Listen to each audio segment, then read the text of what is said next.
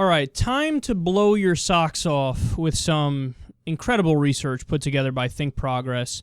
They looked into the total picture of terrorism in the EU, and they quantified it and they categorized it.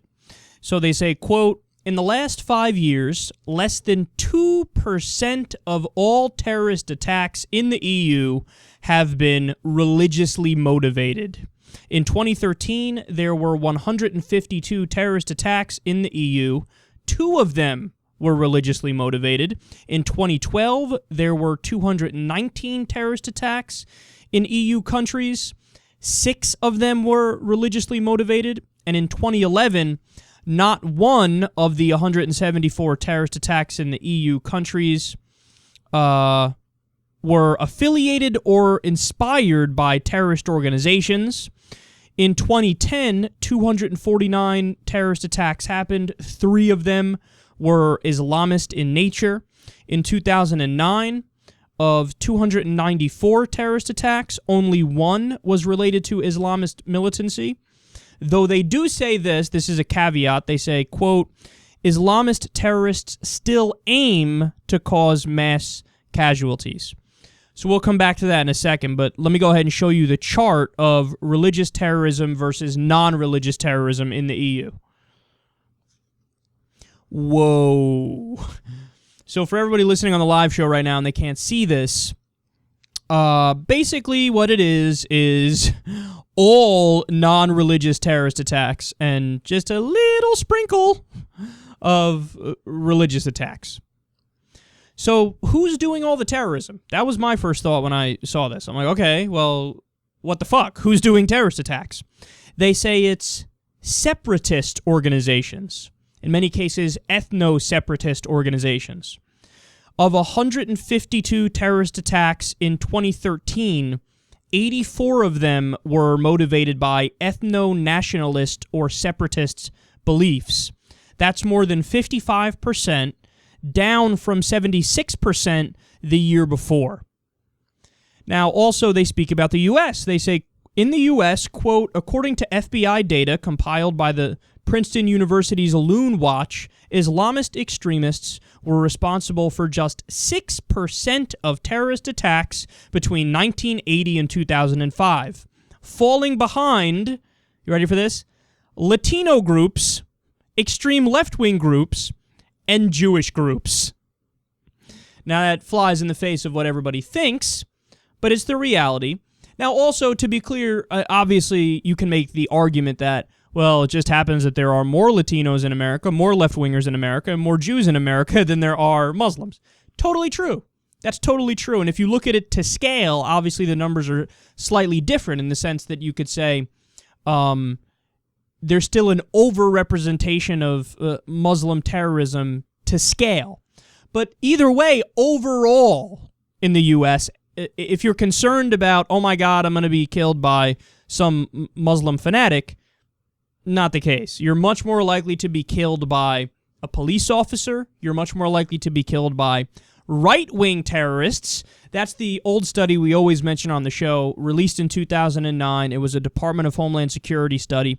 They found that 56% of terrorist attacks in America and attempted terrorist attacks in America from the 1990s until 2009, they were anti-government extremists. So they are the bigger number in America. Now, let me dig a little deeper here. Overall in America, quote, the United States suffered approximately 14,000 murders in the year 2013.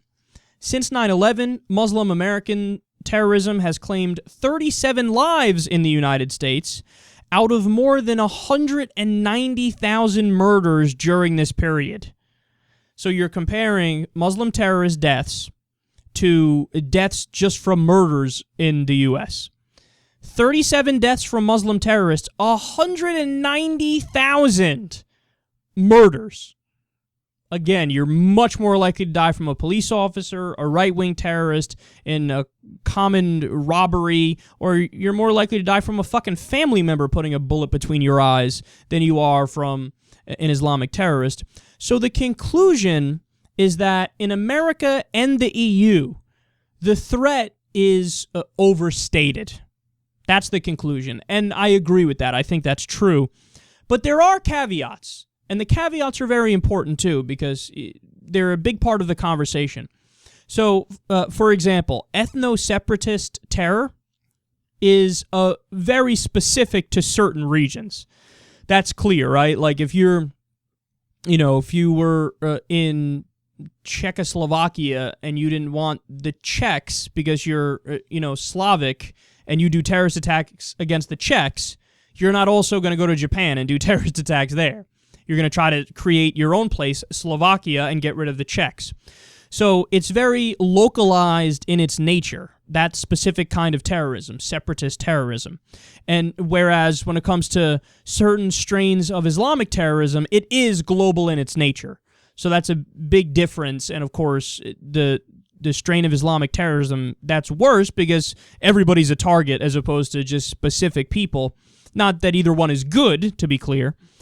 So you can make the case that while separatists are the problem quantitatively, right, as a raw number, Islamists are the problem qualitatively because of the kind of terror that they do. And that gets into the next thing, which is the MO, the method of operation, the modus operandi, because that's really important. So some of these terror attacks may simply be stuff like property damage, while others may be attempts to murder, like we saw with the Charlie Hebdo situation.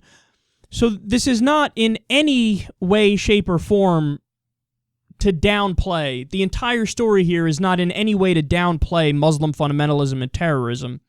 It's hideous. It's a scourge. I personally think all religious fundamentalism is a scourge. But this does help put things more in perspective. And also, just the final thing, Muslim immigrants as a culture are also, according to polling data, certainly more conservative overall compared to the rest of what is predominantly liberal Europe.